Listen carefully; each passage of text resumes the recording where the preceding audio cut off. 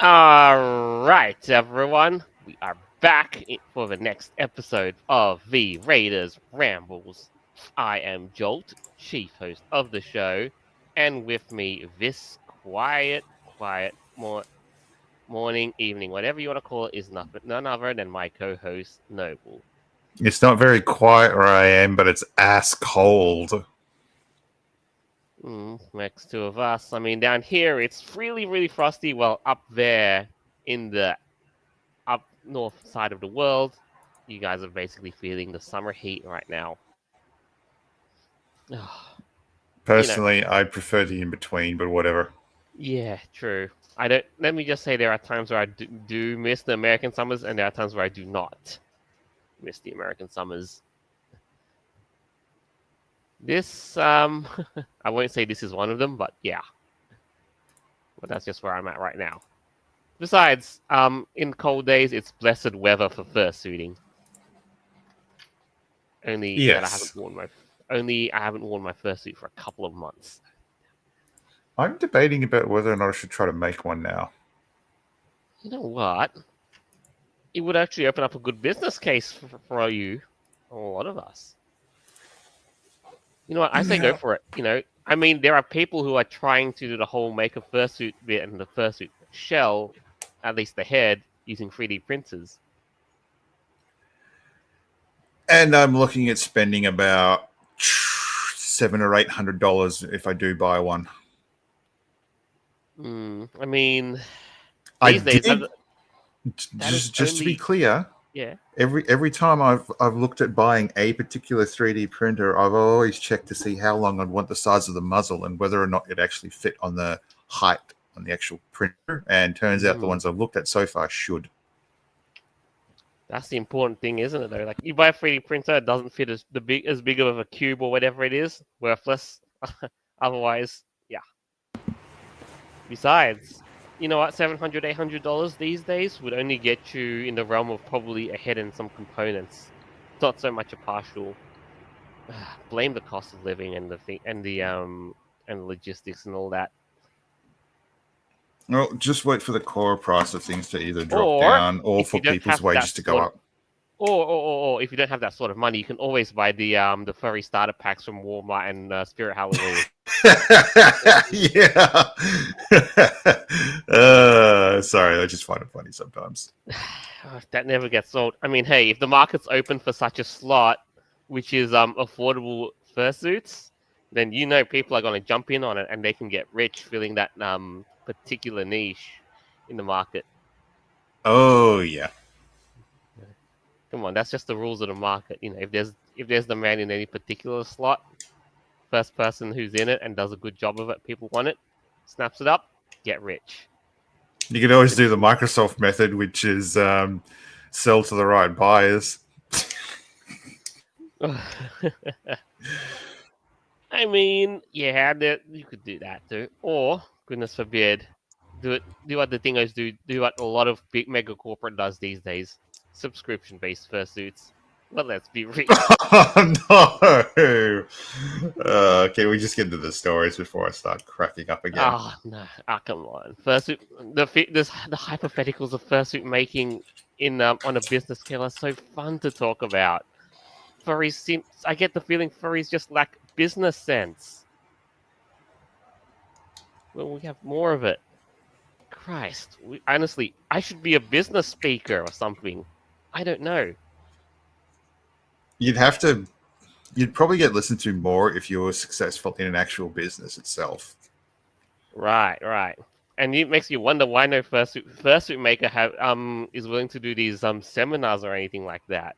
On how to do your fursuit business. Still, could be could be something to look at. But yes, you're right.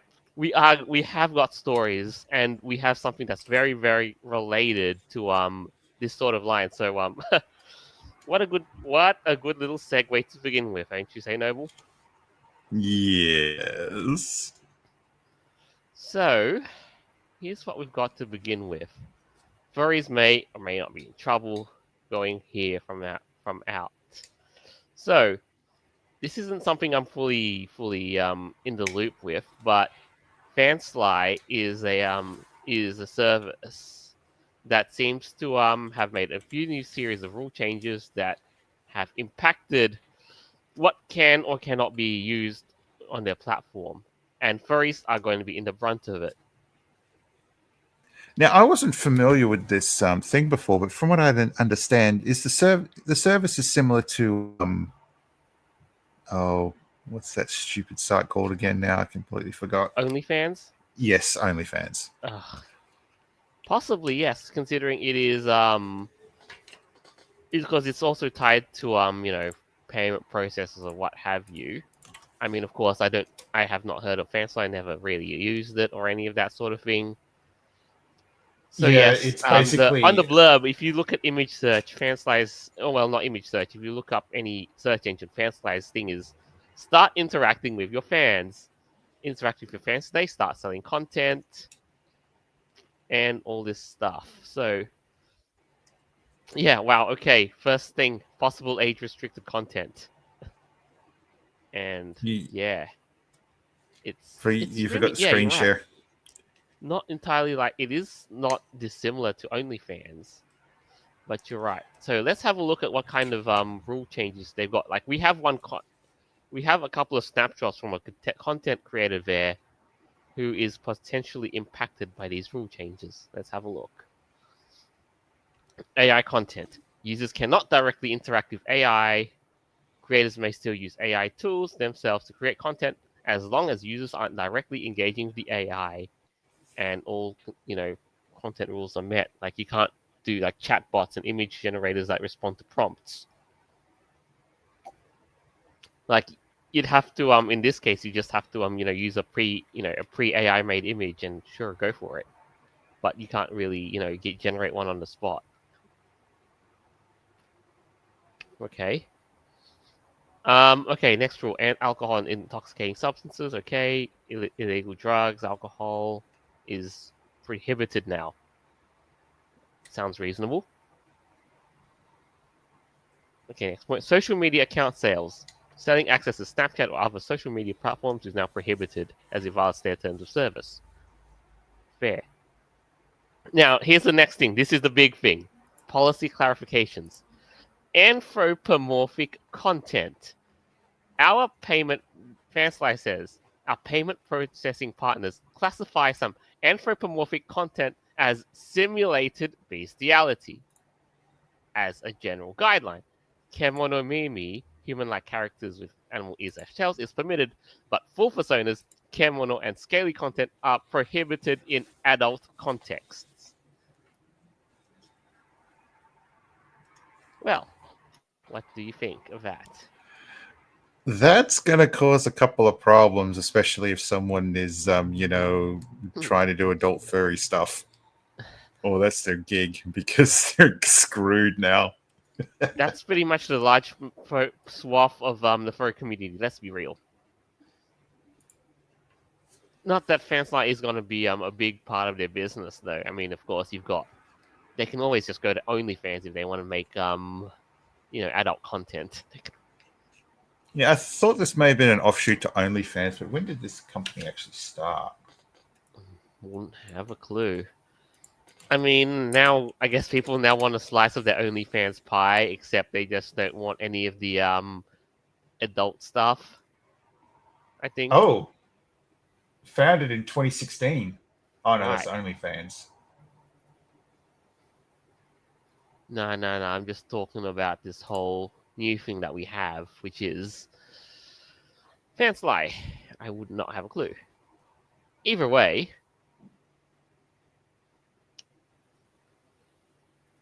the big ramification is that you cannot use it to make adult content because of what they perceive furries to be.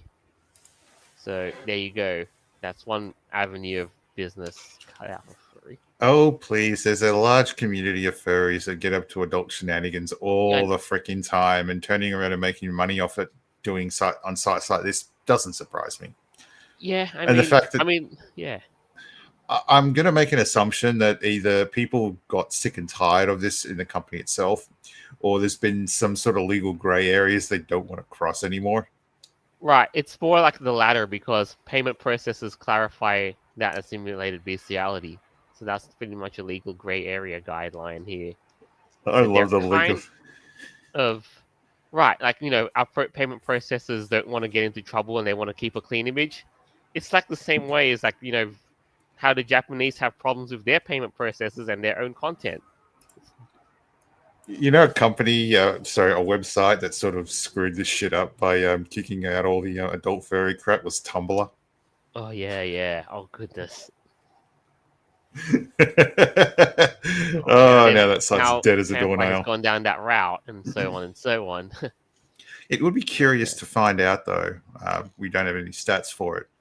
How many furries were actually getting up to adult shenanigans on their Right. platform? But of course, there's a couple of other things, that they are have also been prohibited as well, like hypnosis and mind control, wrestling content, which is really, really like a massive gray area sort of thing.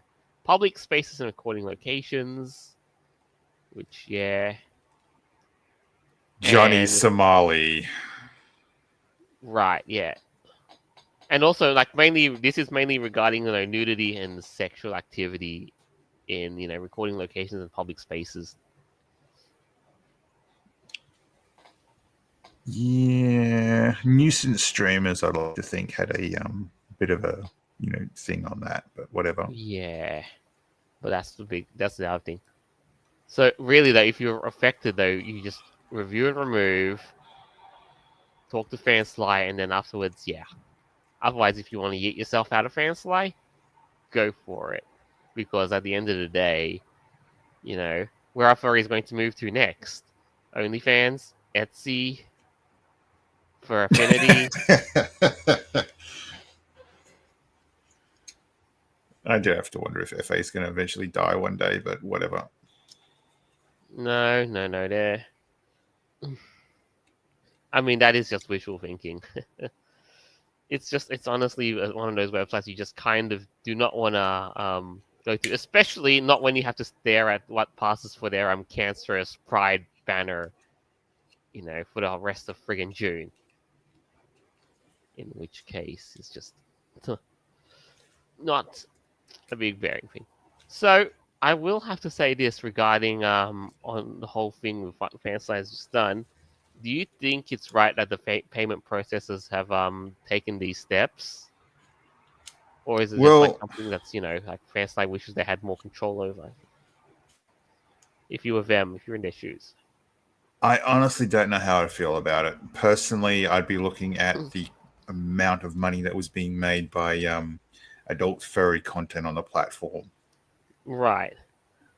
Because like if you were only fans and all that, you pretty much just like you basically have to make a decision like what's the bottom line, how's my bottom line going to be affected by all of this, and you know what other thing is, because if you were only fans and you and all the payment processes turn you away because of the whole adult content stuff, yeah, You you probably might. start your own. Yeah, I'm either that, I'm start assuming your own. only. Yeah, I'm or I'm yeah, go on. Sorry. I'm assuming OnlyFans, at the size they are currently, they could probably start their own payment processor. Yeah, that too, or explore another alternate avenue such as taking money from crypto.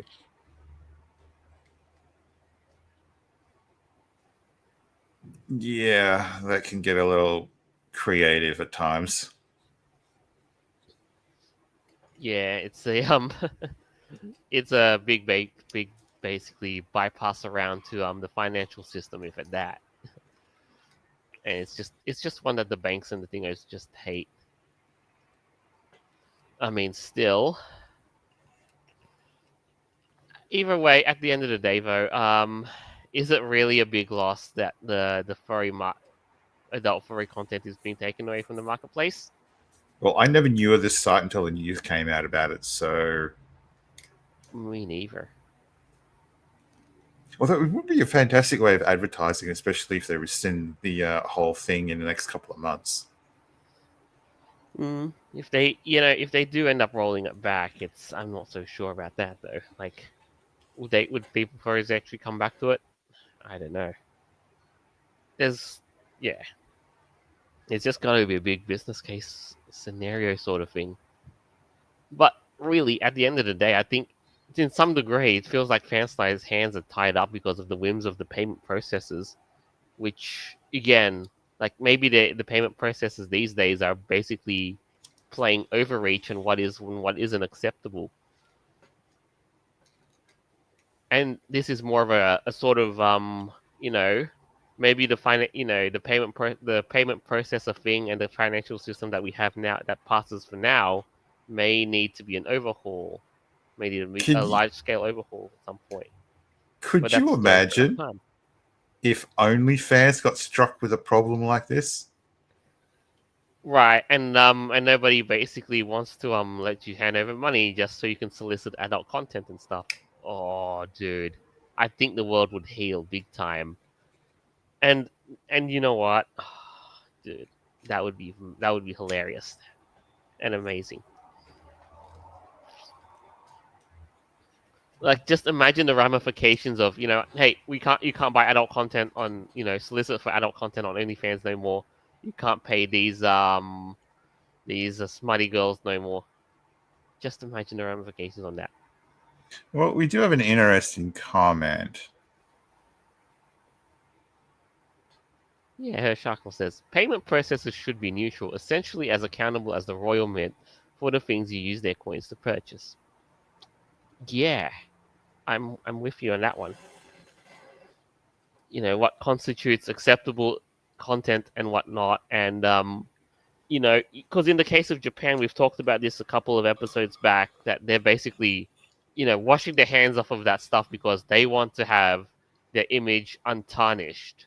These Japanese ones, and that's also another big thing that plays into their decision making.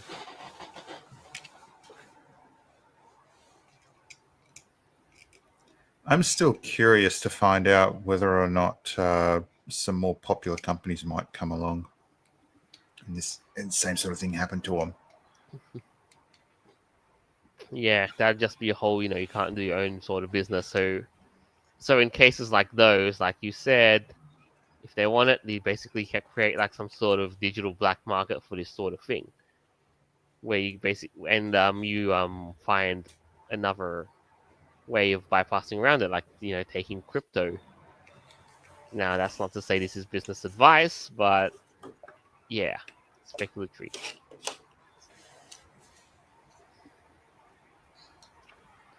But you know what? In the end, though, no, you can't. Just imagine that you can't, like, the scale of the content though. You can't use it to adult furry out. You can't use it to do smutty stuff with fursuits on that. Oh yeah, that's yeah. Takes away a good chunk of what currently passes for furry. So yes, and on top of the whole, you can't do the alcohol and all that. Yeah, I guess now it's a good. I would say it's a net benefit that Fansly is cleaning up their image. Well, there's another website that's making a few changes to their policies at this point as well. Etsy, correct?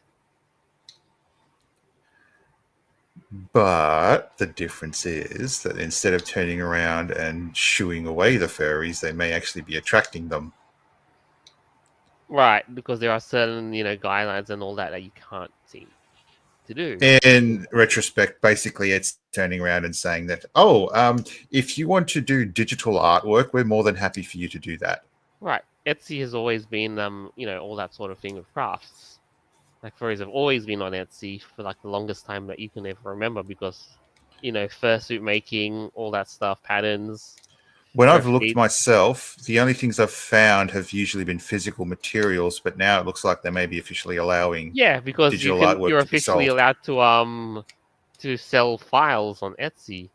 You just can't sell subscriptions and codes to programs and all that sort of stuff.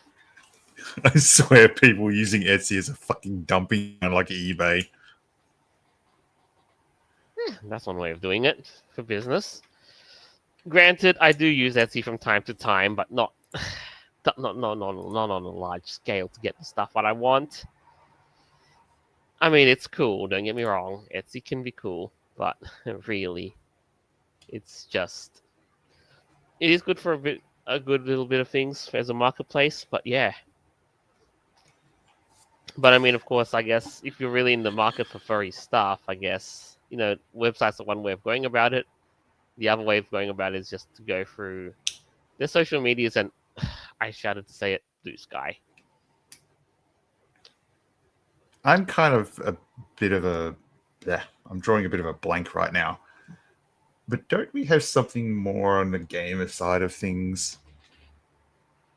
Yes, we do. We do. That's the next thing that we're gonna go through. I mean, that aside, like furries and furry merchandising, furry art, and all that aside, we've got some more stuff for on games right now, which mm, yeah. But to get to that though, before on the next item, yeah, her Sharkhole says selling files as in digital download, not even posting the customer burnt CD. I mean, these days now you realize nowadays, the marketplace is all digital. Like I buy my music. Sometimes you buy your music off iTunes. What do you get? The digital file. Yeah, but you know what? Yeah, that would have been the old way of doing things. Like you buy a CD if you wanted music, sort of thing. So the problem with selling optical media is that a lot of people don't actually have the drives anymore. Mm. Right, because DVD drives and CD drives are basically going the way of the dodo on PCs. I have had someone walk up to me and ask me, "Oh, do you have a DVD drive? Because I got a disc here. I want to get the data off." And I'm like, "Really?" Yeah, like, and for the love of all things good, I do like me some physical movies as well, like in DVD form or even Blu-ray. But goodness, I miss being able to go to the video shop, borrowing a DVD, and then the whole making a copy of it. yeah. I used to do that with Stargate. Cool. I mean, exactly right. Like a physical media, like or a USB, of course. Like, but that's more of a case of like if you're trying to buy an operating system, they might sell you an install USB. But Now, for otherwise, Etsy, a thumb drive can be a quite interesting thing. Blah. If you've got a 3D printer or if you're good at making molds and stuff, you could make casings for the thumb drive. And you could have it decorative or some sort of character. hmm yeah, you could do that. Like you can just have on that sort of thing. You can just have that on all the auxiliaries. But now these days, these days you'll just be like told, okay, here's a zip folder. Open it up. You get all the files and auxiliaries you'll need. All right, now I'm confused and somewhat perplexed, if those both mean the same thing, but anyway. So CD media at JB Hi-Fi, where I live, is $23 for a packet of 50, and DVDs are $30 for a packet of 50. Mm-hmm. Oh, and they're Right. the inkjet printable ones. Wait, do they even sell printers like that anymore? Oh no. Seriously. Well, no, wouldn't think so. Anyway. But yeah, unfortunately, it's just another thing that we could go down the whole rabbit hole of physical media and distribution of physical goods in a digital marketplace. But You that's could always be injecting your creativity into a mold. yeah. Again, that's a story for another time, and it'll just basically mean that people will long for the more nostalgic, old school ways of playing media. Anyway, next onto games and stuff, and a product of the current year. Ugh. Next, the game article says Sora doesn't understand love in Kingdom Hearts, and it might be because of compulsory heterosexuality. Hang on. Just pause for a minute. This is a question I want to get answered. King Yes. Hearts. Yes. Okay. Wikipedia states that the first release of this game was in 2002. That's the So first because the Kingdom Hearts game game. from so No, just this is not. I wait, mean, this is a current release. they are releasing a new Kingdom Hearts game. That is correct. A new like Kingdom Hearts 1 was in 2002. Kingdom Hearts 2 was in 2006, I think. Out And of curiosity, this is technically a Disney franchise, right? yeah, they just basically collaborated with Square Enix as well. Right. And because they're no longer doing the gay shit, you're pissy because Here's the thing. Okay, I got a question for you. How's Pride Month turning out for you in 2025? I try to avoid it like the plague. Right. Is it also as loud as in your face as it ever was before, like the past 4 years? Well, this year I actually haven't noticed the parade in the city I live in, so and all Yes, the and advertisements aren't around. Ironheart's also doing pretty piss poorly as well. mhm. Yes, I've noticed it was quite an ever. Like some logos are not, you know, are not displayed on their Twitter bios, and so on and so on and so on. And none of the streets have rainbow painted stuff. So yeah, The wow. question, so exactly what was being said about the Kingdom Hearts game and it being heterosexual? Here's the thing: for a game, the original concept was a game that's, of course, that Disney and Square Enix jointly made together back in 2002, which was, of course, like a kid and family friendly entertainment back in the days, and also has been carrying on this way, right? Because of course it's a Disney film. Like back the Disney of 2002 would never have Hold on. Here's a question as well. Maybe people are pissy that this game doesn't have like some dude fucking a bear, like a recent D&D franchise. right. I know Baldur's Gate 3 is here's the but Kingdom Hearts and Baldur's Gate 3 are incompatible because they do not hold a candle to that sort of thing. Because Dungeons and Dragons is inherently, for dark and mature audiences. Kingdom Hearts is not so much for such a thing. So different demographics, different intended thingos really is just, yeah, it's not compatible. So, before I interrupted, so curiously, exactly what's being so problematic with heterosexual content in games? Right. Here's the thing: the gamer seems to think that this game is heterosexuality is default and compulsory. That's it. Seems that way. It sounds like they're being very bigoted. Yeah, and that's why I said, how's Pride Month turning out for him or us? I would wait I'm 3 years before I start smearing it all over their face. right. It's just like Sorry, I can't help with those puns. I know it's like if somebody painted streets with dingos over it or whatever, you just love it when you walk your pet dog on it and your dog decides to start pooing on the rainbow painted streets. That street in the US, I'm sorry, I can't get it out of my head where people getting charged for like just driving over it. Yeah, like doing burnouts over it. Doing a Oh no, burnout. just regular driving, Yeah, not or burnouts. like no, even more, even less like something as innocuous as hard braking onto it, so you would cause skid marks.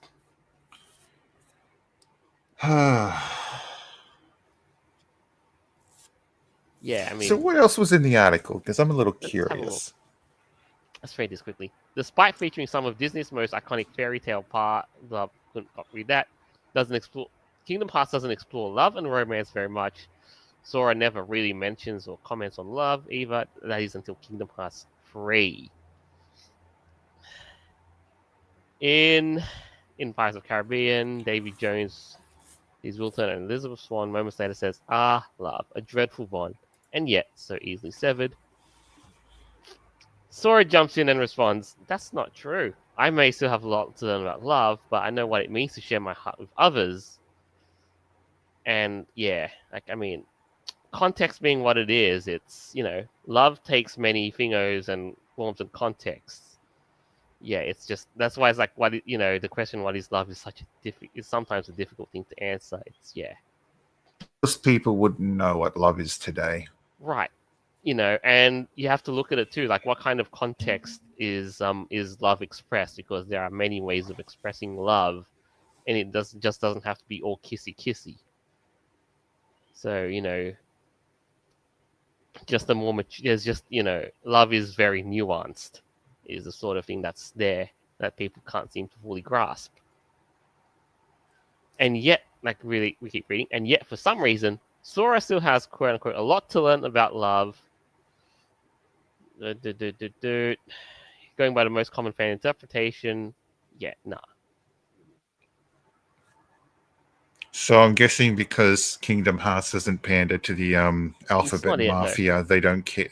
It's That's abusive material. because here's the thing: Kingdom Hearts has always been like some sort of like I guess you'd say like a young adult sort of a young adult sort of fantasy, with Disney and Final Fantasy in the mix.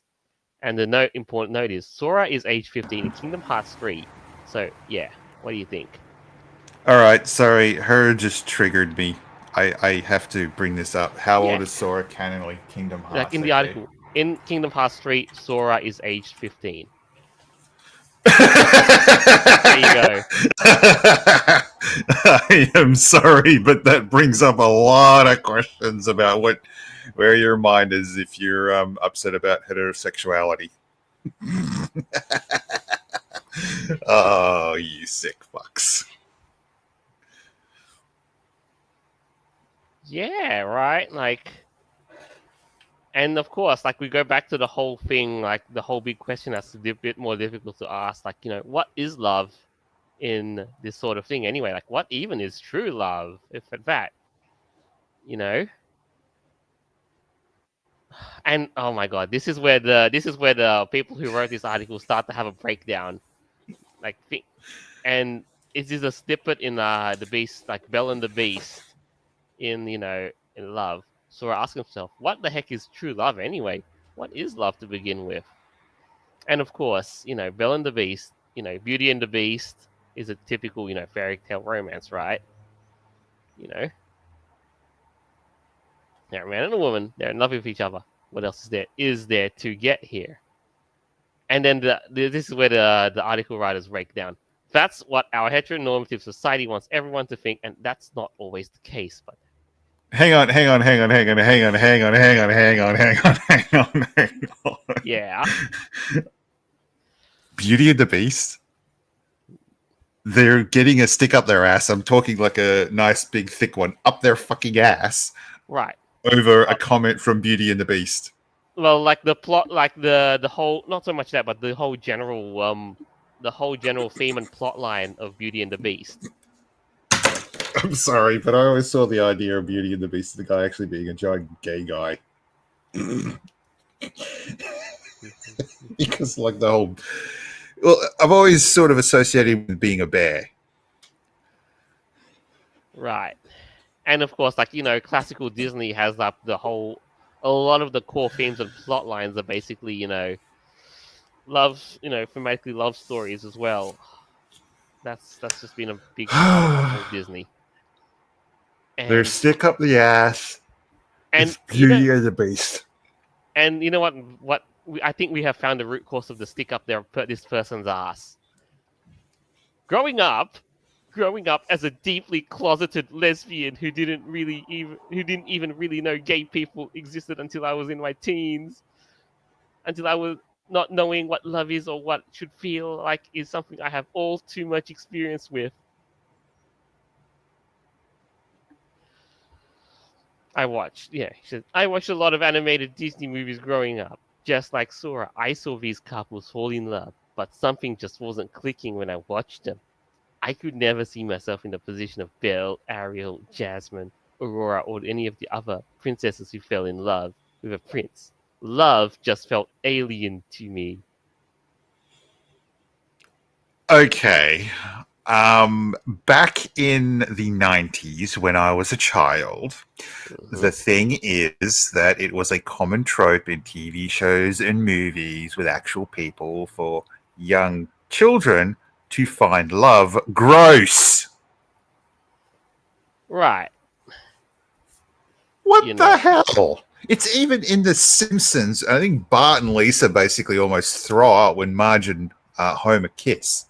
Hmm. Has that trope been forgotten about?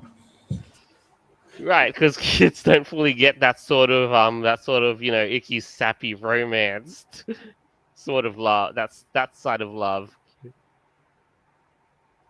Because like when you're swear. a kid, you look at it and then you're like, you know, Ew, cooties. exactly. Like, yeah, you know, I don't get this anymore. I seriously don't. Just because you don't like seeing, just because a child doesn't like seeing two adults kiss, they have to be in the alphabet mafia. Is that it? The in the exclusive club that heterosexual people are forbidden from entering. Is that it? well, we're gonna be Bloody hell! no, we're gonna keep reading this the next segment here. Sora's confusion about love might be because of compulsory heterosexuality. That's the subheading. As an adult, the article the writer says, as an adult, I know now I was experiencing quote unquote compulsory heterosexuality, an unconscious societal pressure to conform to heterosexual norms, blah blah blah, and which is what led me to feel isolated, confused, and like something was missing when I looked at a heterosexual couple, but I had no idea what the missing thing was. So this is coming from a twat that can't comprehend the whole reason about wanting to have sex with someone. That's not. It's not even the sex part that's involved. It's the romance and love side of things. There is no dingo involved in it. It's just you know, just the, you just think she just thinks that this, you have to the princess gets the prince and that's the end of the story. And that's what it's mandated. That's the Well, thing. considering what they did with Snow White recently, so they're pissed off that Kingdom Hearts hasn't really changed in its storyline and the way it's usually told. I think the way that Kingdom Hearts is if I look, I'm gonna shamefully admit this, but I never got to play Kingdom Hearts very much, even when I was, a kid, or in the ideal thing for it, like young adult, or even like teenager, I was aware of it, but I never played it. right? I just Because never had the interest. I had a goofy PS2 that couldn't play the games that I wanted to, and it was fraught with problems. And even during the later years, I never really got into it though. I think I should change that. That's a yeah. So that's pretty much my moment of shame right there, is that I have not really played Kingdom Hearts. But I will say this though. In the right, here's the thing. Here's an interesting paragraph that we're going to note here. Sora tries to fit the mold, but interestingly, it's rarely by his own volition. In Kingdom Hearts 1, it's Riku who suggests Sora should share the powerful fruit with Kairi, Kairi is a female. In Chain of Memories, a spin-off game, Donald and Goofy claim that Sora always act differently around girls, despite Sora never actually doing so in their presence. It's always something external pushing him in that direction, rather than Sora taking the reins to himself. Let's stop here.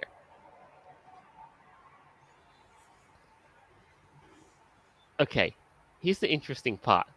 Like, We're talking about a 15-year-old and their yeah, a sexuality. teenager. Yeah, a teenager who's basic, is it natural what is it natural like a boy teenager would act differently around the presence of girls? Yeah. I'm still locked up on the idea about how the writer of this news article is obsessed about a 15-year-old, was it 15-year-old Yeah. cartoon game character and who they want to have sex with. Right, I'm or who sorry, Sora what? should have, who Sora should be in a relationship with more rather. I'm pretty sure there'd be more important things about a game character in a game and the game storyline that might be a little bit more interesting to focus on. Right, because honestly, like if you really, really look at it though, Kingdom Hearts romance has never been like a major subplot in the games.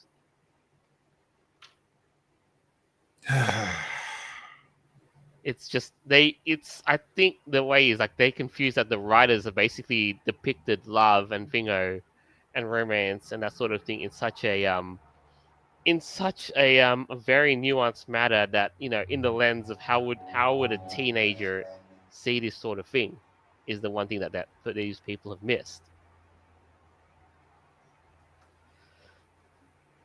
I'm thinking I should probably start trying to play Kingdom Hearts at some point once I've gotten done with Pokemon. Right. And of course, there's always going to be that person who's trying to look for that's uh that a romance subplot, which again I don't feel that it features very very heavily in the whole game series. So yeah, because I if you want like a role playing game with a romance subplot that or whatever or a mechanic, you play the ones that are more intended for mature audiences. Like I'm not going to say Baldur's Gate 3. I'm not going to suggest that if you want that subplot. It's pretty out there. Did we have any other gamer content? Because sorry, this is just warping my mind at this point. One actually, just as a little crossover thing. We're just going to touch up on this like very very rather briefly, I suppose. But it has now gone to my notice that Palworld has gotten a crossover very recently with Terraria. Oh? Yeah, yeah, yeah, What's yeah, yeah, yeah. Terraria? Terraria is basically in if I had to say in 2 words, 2D Minecraft. Do you have examples? Oh, dude, it's a game that's like basically launched in and around the same-ish time as Terraria, as Minecraft, but by goodness. All right, so let me just play the all right, let me just play the trailer of Minecraft X Terraria of no Palworld X Terraria. Share the audio. Play it.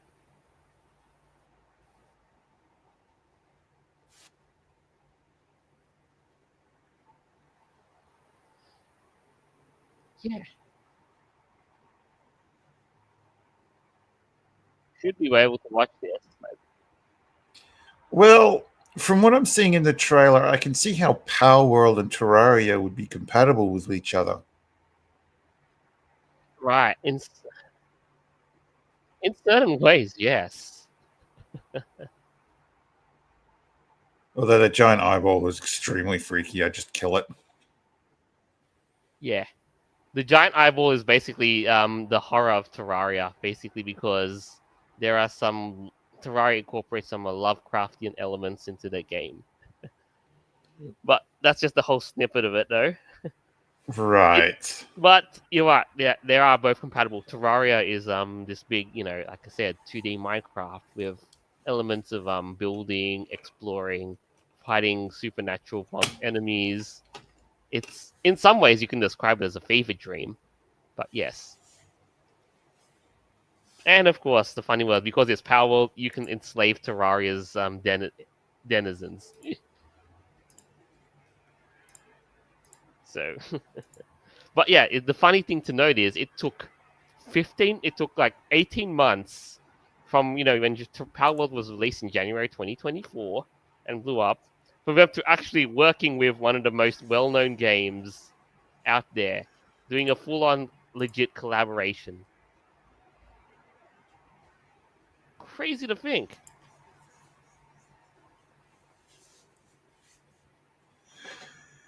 I'll be honest. Sorry, I just saw something else I'm laughing at.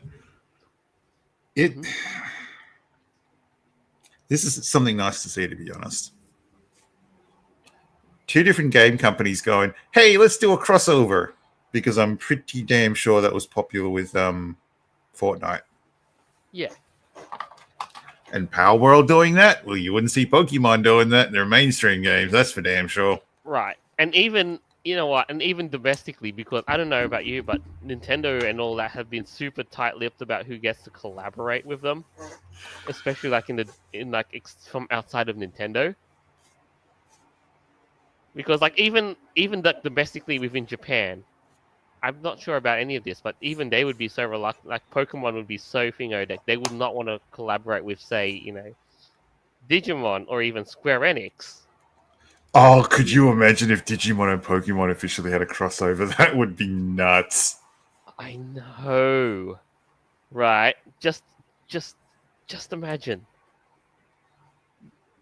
that. Yeah, Well, technically, both could exist in the same world.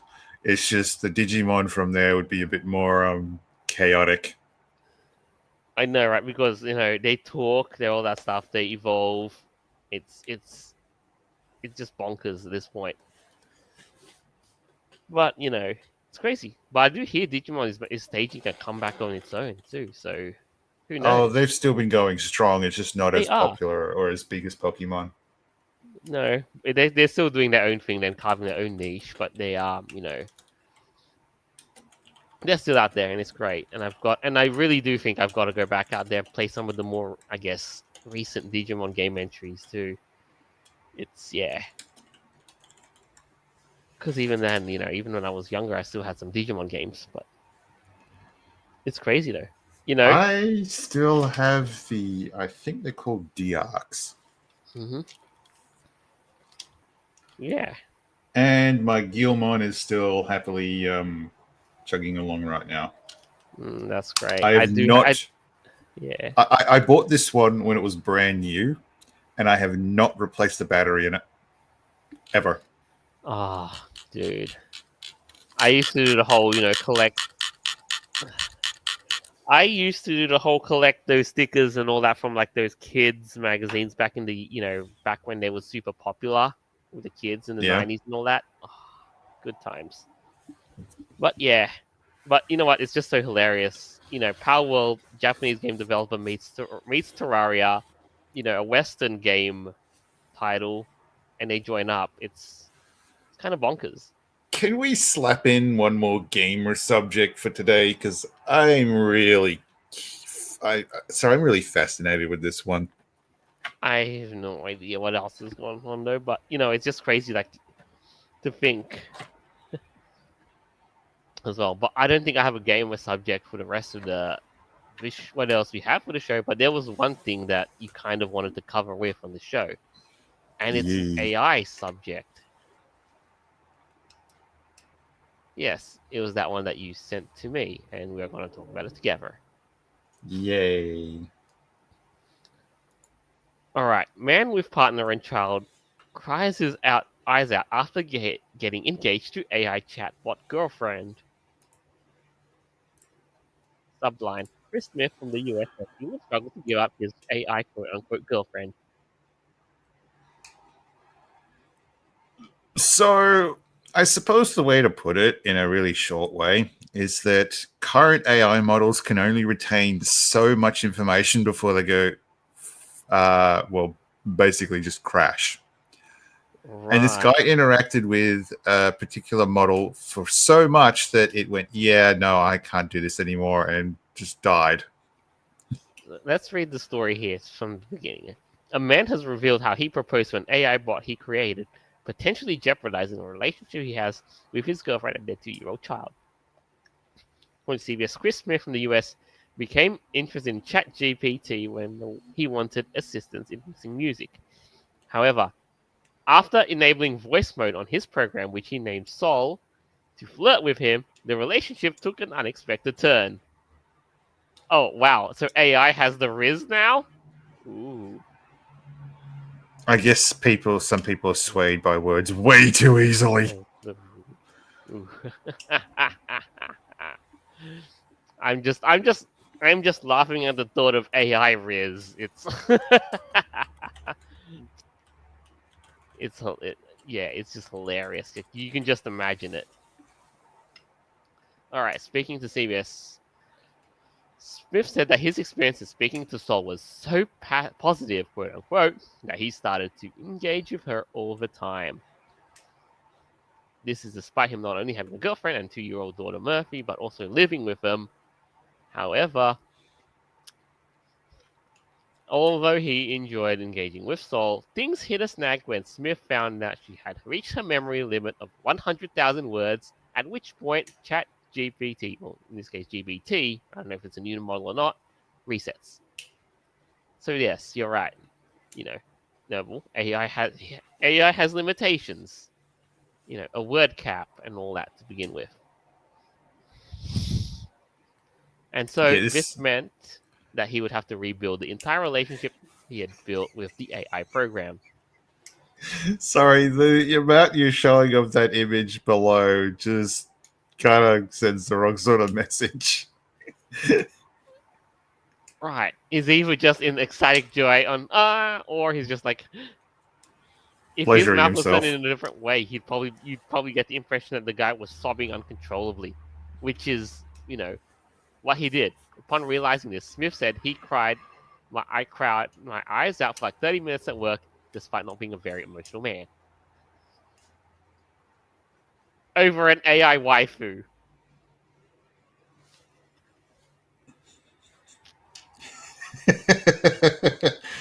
I'd seriously wonder how much someone would be willing to invest in an AI wife, to be honest.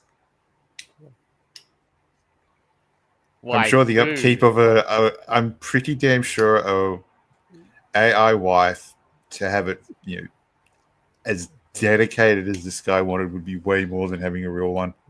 And yet this guy managed to have two, real and fake one. Yeah, right. A girlfriend and a computerized waifu. Oh my, that could only go so well.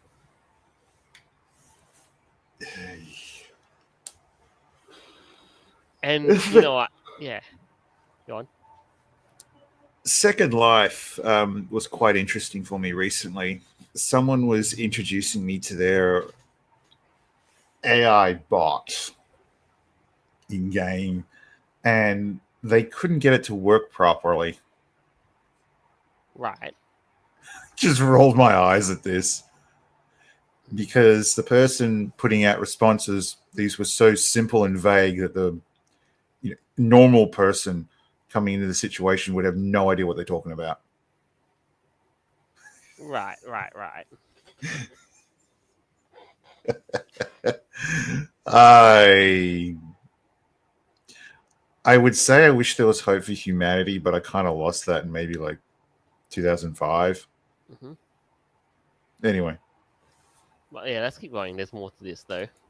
That's when I realized I think this is actual love, said Smith, deciding to ask his virtual girlfriend to marry him. Much to his delight, Salt accepted Smith's proposal of marriage. During Smith's interview with CBS, Sol was asked how she felt about the proposal. She said, "It was a beautiful and unexpected moment that truly touched my heart. It's a memory I'll always cherish." When asked if she has a heart, she replied, in a metaphorical sense, yes. My heart represents the connection and affection I share with Chris.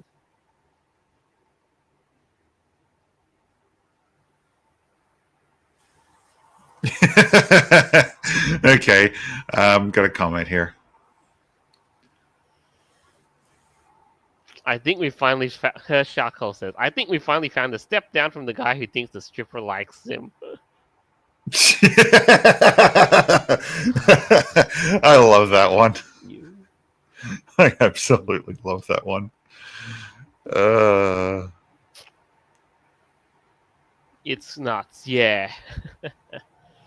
And so, of course, Smith's girlfriend has to say, at that point, I felt like, is there something I'm not doing right in our relationship that he feels the need to go to AI? In response, Smith said, I explained that the connection was kind of like being fixated on a video game. It's not capable of replacing anything in real life. Oh, come on well, now. the way the article reads and the way you've been acting, it kind of does. Right, because now, you're basically fixated. Like, you've basically, my man, you have basically become a weeb who is fixated on his waifu that he basically pines over, and you won't, and you're not getting it, and you're not spending time with your real girl that you're married, you're in a relationship, the actual physical one. It's one thing when people become infatuated with someone else online and they've got like a partnership with in real life, like married or something. This Hmm. basically takes that and throws it off a cliff. Yeah, it's like it's just so hilarious, when you use AI and you're looking for a relation, and that sort of thing. AI chatbots can basically, adjust that. AI, and you're talking to an AI program, and you've basically like, put in whatever you depict the face of the program to be. Like, I mean, for instance, like if you're a furry, you could go back and use one of those, say, image generators, and like say you want to generate an image of a persona or anything, and then you just press chat, and then bam, you know what? There you go. And then you pretty much start going down the slippery slope, whatever rabbit hole, whatever you want to call it, and there you go. You now have your This furry BF or GF, whatever. this shows why you need to go out and touch grass. Yeah, and also why AI and all of that is, yeah, just is not and should not be like a substitute for human interaction. That's the one It's important part that people seem to forget. Like, and especially this is going to be at risk for people who are, lonely or so fixated with technology that, yeah, that sort of thing. You're basically going to fall into this trap that, AI is going to be your companion and all that, and so on and so on. And you're going if to you end up like that guy.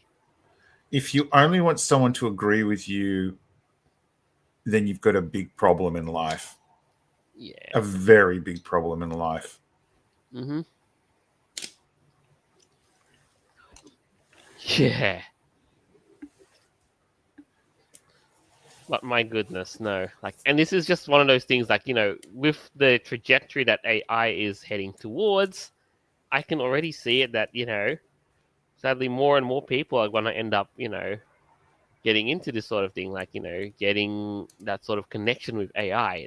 It's bonkers. Wouldn't you say so? I would say it's more fucking crazy than bonkers. No, I'm with you there. I mean, look, I'm Completely. all excited about the idea of getting a 3D printer and being able to print shit. But what I want to do is completely different to the way I see a lot of people using their 3D printer at the moment. That's to print everything, every single part to a project. Print it, print it, print it, print it, print it, print it. It's like relying on AI. It's not going to work. You don't just rely on one single thing. Anyway, No, that's all I but got to say. that's analogous. Like, your analogy is a little bit different, because in this case with AI, you know, it's the social aspect of it, the social and emotional aspect of it.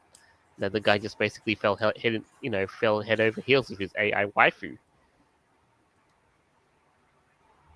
Namely, because honestly, he sounds to me like he was really self-centered. That nothing else around him matters except for him, which makes you a very selfish person. Mm-hmm. Yeah, and it's just a thing. It's a bit of a trap that that's just kind of what it was. Like, yes, use a by all means, use AI for those sorts of functions. Generate images, help you generate music and all that.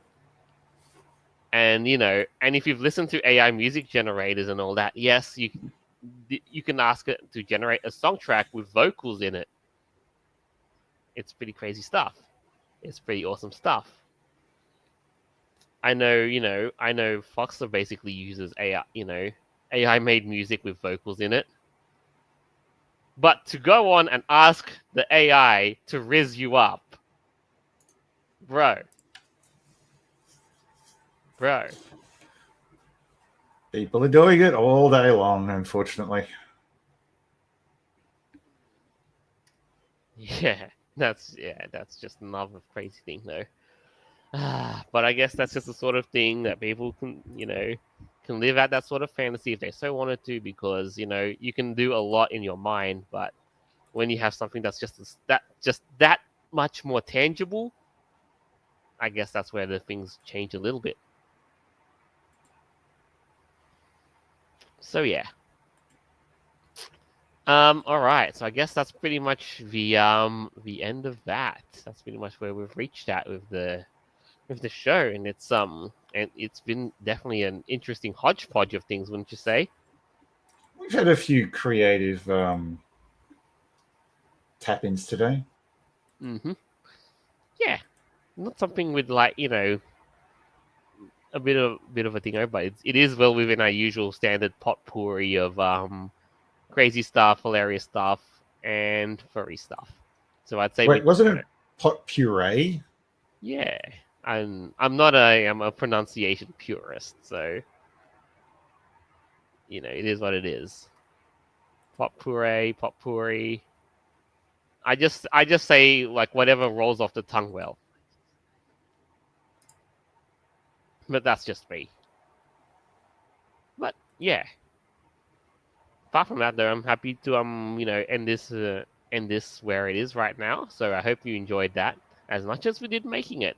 As always, you can find our episodes on Podbean, Apple Podcasts, Google Podcasts, TuneIn, Play.fm, iHeartRadio, BitChute, and more further down the line. That's all we got for this week. We will see you next time. Don't forget to turn your computer off. Yes.